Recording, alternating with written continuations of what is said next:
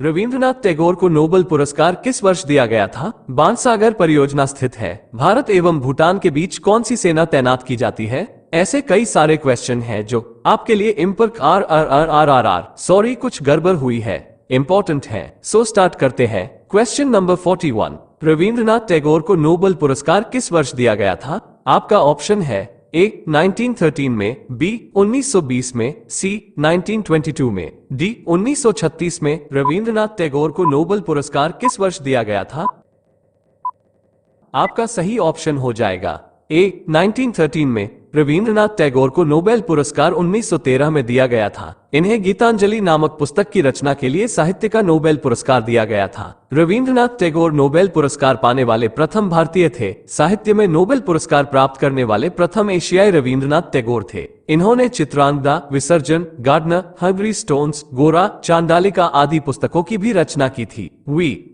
नायपॉल साहित्य के क्षेत्र में नोबेल पुरस्कार पाने वाले दूसरे भारतीय मूल के ब्रिटिश नागरिक हैं। इन्हें 2001 में नोबेल पुरस्कार मिला था। क्वेश्चन नंबर 42, यदि मांग की आय लोच अधिक हो तो? आपका ऑप्शन है ए कर की दरों को बढ़ा देना चाहिए, बी कर की दरों को घटा देना चाहिए, सी कर नहीं लगाए जाने चाहिए, डी उपर्युक्त कोई नहीं। यदि मांग की आय लोच अधिक हो तो आपका सही ऑप्शन हो जाएगा ए कर की दरों को बढ़ा देना चाहिए। यदि मांग की आय लोच अधिक हो तो कर की दरों को बढ़ा देना चाहिए। मूल्य में परिवर्तन के परिणामस्वरूप मांग में होने वाले आनुपातिक परिवर्तन को मांग की लोच कहते हैं। मांग में आनुपातिक परिवर्तन कीमत के आनुपातिक परिवर्तन से ज्यादा हो तो उसे अत्यधिक लोचदार मांग कहते हैं। ए ग्रेटर देन 1। मांग का जन्म इच्छा से होता है और मांग हेतु 5 बातों का होना आवश्यक है। पहला, प्रभावपूर्ण इच्छा, दूसरा, साधन, तीसरा, व्यय तत्परता, चौथा, एक निश्चित समय, पांचवा, एक निश्चित मूल्य। क्वेश्चन नंबर 43, बाणसागर परियोजना स्थित है। आपका ऑप्शन है ए रिहंद नदी पर, बी सोन नदी पर, सी कन्हा नदी पर, डी नर्मदा नदी पर। बाणसागर परियोजना स्थित है। आपका सही ऑप्शन हो जाएगा बी सोन नदी पर। बाणसागर परियोजना सोन नदी पर स्थित है। बाणसागर बहुउद्देशीय नदी घाटी परियोजना है जो सोन नदी पर मध्य प्रदेश में स्थित है। सोन नदी गंगा की सहायक नदी है जो गंगा में दक्षिण की तरफ से आकर मनेर, पटना के निकट में मिलती है। रिहंद परियोजना रिहंद नदी पर उत्तर प्रदेश में स्थित है। सरदार सरोवर, इंदिरा सागर व ओंकारेश्वर परियोजना नर्मदा नदी पर स्थित है। नर्मदा नदी को मध्य प्रदेश की जीवन रेखा कहा जाता। क्वेश्चन नंबर 44, हिमालय में ब्रह्मपुत्र नदी उदाहरण है। आपका ऑप्शन है ए पूर्ववर्ती अपवाह का, बी अनुवर्ती अपवाह का, सी परवर्ती अपवाह का, डी अध्यारोपित अपवाह का। हिमालय में ब्रह्मपुत्र नदी उदाहरण है।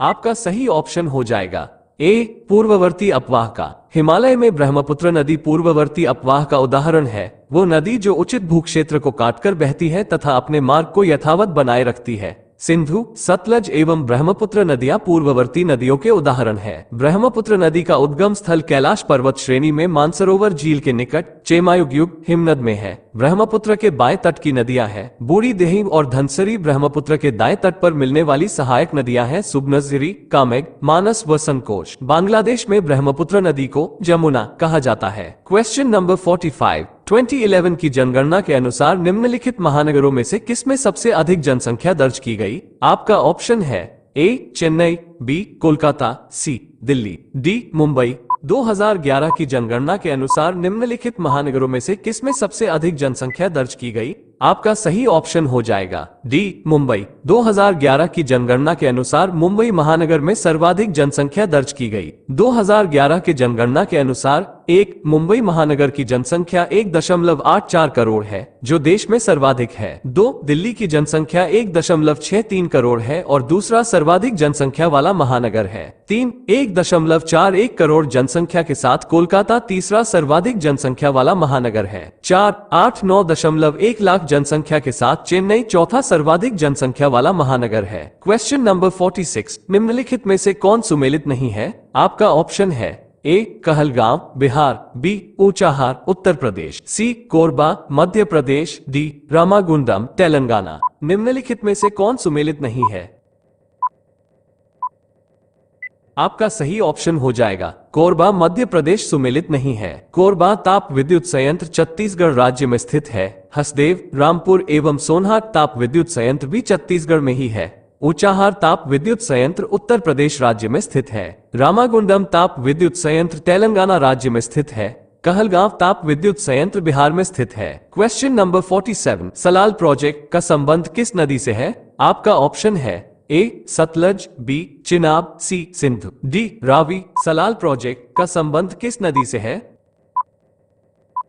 आपका सही ऑप्शन हो जाएगा बी चिनाब। सलील प्रोजेक्ट भारत के जम्मू कश्मीर केंद्र शासित प्रदेश में चिनाब नदी पर स्थित है। भाखड़ा नागल परियोजना सतलज नदी पर स्थित है। ऋग्वेद में अस्किनी के रूप में चिनाब नदी का उल्लेख मिलता। ऋग्वेद में सतलज को शतुद्री कहकर संबोधित किया गया है। रावी नदी पर शाहपुर कुंडी डैम परियोजना का निर्माण प्रस्तावित है। बगलेहार परियोजना चिनाब नदी से संबंधित है। बुरसा प्रोजेक्ट चिनाब नदी पर स्थित है। दुलहस्ती प्रोजेक्ट चिनाब नदी पर स्थित है।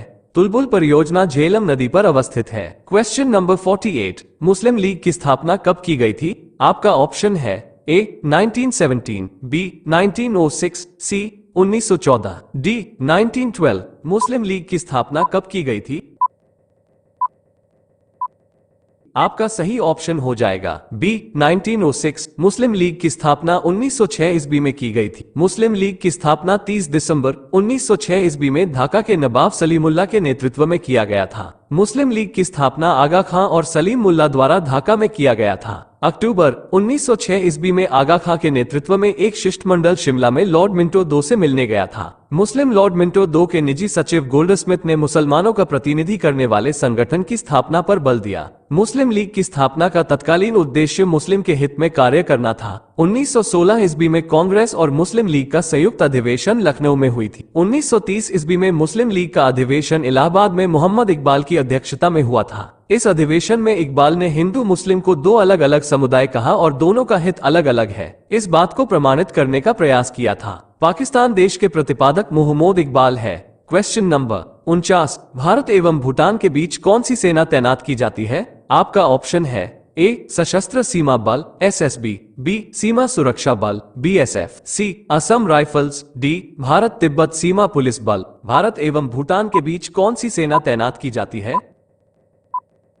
आपका सही ऑप्शन हो जाएगा ए सशस्त्र सीमा बल SSB। सशस्त्र सीमा बल SSB भारत भूटान एवं भारत नेपाल की रक्षा करती है। भारत तिब्बत सीमा पुलिस बल ये भारत चीन सीमा की रक्षा करती है। सीमा सुरक्षा बल भारत पाकिस्तान एवं भारत बांग्लादेश की रक्षा करती है। विशेष सेवा ब्यूरो के रूप में 1963 में SSB की स्थापना की गई थी। POA IFPT SSB गृह मंत्रालय के अधीन कार्य करता है। SSB का मुख्यालय नई दिल्ली में स्थित है। BSF की स्थापना 1965 में किया गया। भारत का सबसे पुराना अर्धसैनिक बल असम राइफल्स स्थापित 1835 ईस्वी में। क्वेश्चन नंबर 50, ये किसने कहा है कि मानव प्राकृतिक रूप से एक राजनीतिक प्राणी है?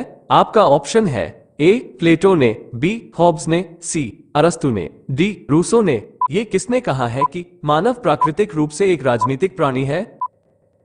आपका सही ऑप्शन हो जाएगा सी अरस्तु ने। अरस्तु ने कहा कि मानव प्राकृतिक रूप से एक सामाजिक प्राणी है। अरस्तु यूनान के महान दार्शनिक थे जिन्हें राजनीति शास्त्र का जनक माना जाता है। अरस्तु सिकंदर का गुरु भी था। रूसो ने लिखा कि मनुष्य स्वतंत्र पैदा होता है लेकिन बंधनों में बंधा जंजीरों होता है। प्लेटो भी यूनान के महान दार्शनिक थे। अरस्तु ने 400 लगभग पुस्तक लिखी। भारत में अश्वघोष महान दार्शनिक थे। क्वेश्चन नंबर 51, कौन सा चोल शासक उत्तरी श्रीलंका पर विजय प्राप्त किया? आपका ऑप्शन है ए राजराज प्रथम, बी विजयालय, सी राजेंद्र चोल, डी कुलोतुंग। आई कौन सा चोल शासक उत्तरी श्रीलंका पर विजय प्राप्त किया? आपका सही ऑप्शन हो जाएगा ए राजराज प्रथम। चोल शासक राजराज प्रथम ने उत्तरी श्रीलंका को जीता। इसने उत्तरी श्रीलंका की राजधानी अनुराधापुर को नष्ट कर दिया। राजराज चोल 985 से 1014 में उत्तरी श्रीलंका के साथ साथ मालदीव पर भी विजय प्राप्त किया। राजेंद्र चोल ने संपूर्ण श्रीलंका को पराजित कर चोल राज्य में शामिल कर लिया। क्वेश्चन नंबर 52, दिल्ली का वो सुल्तान जो सल्तनत काल में पहली बार नहर का निर्माण करवाया? आपका ऑप्शन है ए फिरोज शाह तुगलक, बी सिकंदर लोदी, सी गियासुद्दीन तुगलक, डी इल्तुतमिश। दिल्ली का वो सुल्तान जो सल्तनत काल में पहली बार नहर का निर्माण करवाया? आपका सही ऑप्शन हो जाएगा सी गियासुद्दीन तुगलक। दिल्ली सल्तनत का पहला सुल्तान गियासुद्दीन तुगलक था जिसने नहर का निर्माण करवाया, जबकि फिरोज शाह तुगलक के शासन काल में सर्वाधिक 5 नहर का निर्माण करवाया गया। गियासुद्दीन तुगलक सल्तनत काल का वो सुल्तान था जिसने सर्वाधिक 29 बार मंगोलों का सामना सुल्तान बनने के पूर्व कर चुका था। तो गाइज आज के लिए इतना ही। इसका प्लेलिस्ट देखने के लिए राइट साइड क्लिक करें, इससे पहले का वीडियो देखने के लिए लेफ्ट साइड क्लिक करें, और इसका नेक्स्ट पार्ट जल्द ही इस चैनल पे आने वाला है, तो सब्सक्राइब कर बेल आइकन प्रेस जरूर कर देना। धन्यवाद।